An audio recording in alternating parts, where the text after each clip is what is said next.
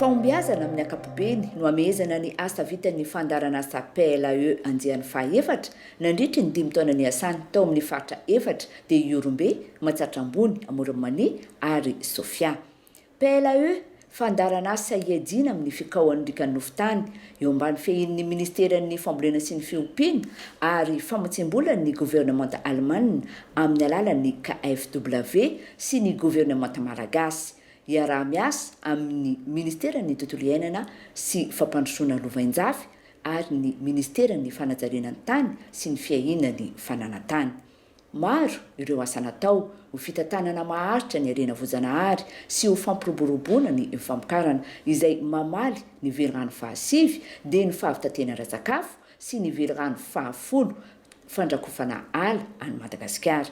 Ny 9 septambra 2022 no nofaranana tamin'ny fomba ofisialy ny PLAE IV izay mbola hitohy amin'ny anjian'ny fahadimy sy fahaenina. Tratran'ny tanjona ny zava-dehibe dia hoe tsy mora ny fambolena-kazo satria na ny fambolena an'ireny zanakazo ireny dia mila vola, mila herin-tsaina, mila herim-po amin'ny fanatanterahana azy ary mahavelom-bolo dia ny fijoroan'ireo mpahazo tombotsoa vavolombelona amin'ny fahaizany nanao an'izany fambolena-kazo zany satria dia mihoatra ny 7 na 7 sanjato mihitsy aza ny fahaveloman'ireny hazo ireny.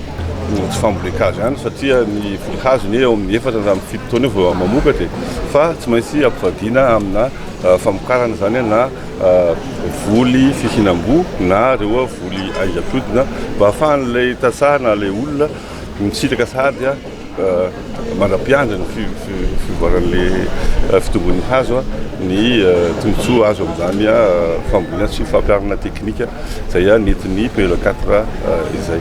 Raha 9 hektara ny velaran-tany nokendren'ny PLAE IV ambolena hazo mba hiarovana ny sandrika sy ny tanimbary tsy ho tototry ny atsanga dia niotra lavitra noho izany no natao. Fanamby ny ampaharetana ireo asa vita.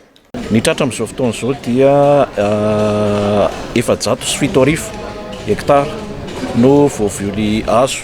Ny hazo nampiasaina tamin'io zany misy karazany anaky 7 amin'ny faritra anaky 4 amina commune 570 amina Nofon-Tany mahatratra ny amin'ny 590 amin'zato anoany ary fianakaviana eo amin'ny 4,000 eo no sitraka an'izay. Ankoatran'izay koa nangatahana tamin'ny hoe arovana ny tany fambolena indrindra ny fambolena vary 900 hektara no tanjona hotratrarina. Amin'izao fotoana izao tsika zany dia eo amin'ny 370 hektara no tanimbary izay voaharo amin'ny fiotsahan'ny tany. Ny manaraka an'izay dia ny fananantany satria ireo rehetra ireo dia noezahana ny hoe azon'ireo kara-tany na titra dia amin'izao fotoana izao zany 700 n'ireo tany ireo izany hoe ny 7 hektara miampy an'ilay 400 hektara 700 n'ireo zany dia efa nahazo titra na kara-tany na andalam-pahazona an'izay. Ny faha moa zany dia ireo fikambanana tokony naorina zany misy eo amin'ny 50 eo no nasena ho ataon'ny Fandaharan'Asa dia 700 no fikambanana izay voorina nandritra an'izay fotoana izay.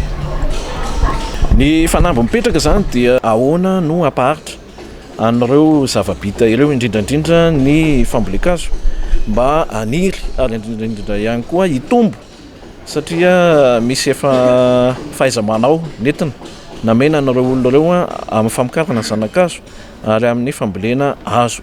Manolotra ny fisaorana ny tetikasa PLAE sy ireo mpiara-miombonatoka arabola sy ara-teknika zany mitondra ny zavatra ataontsika hoe tena ilaina hitatsaha zany satria zany resaka hoe tany zany aloha zany dia tena zany no kapital na hitatsaha zany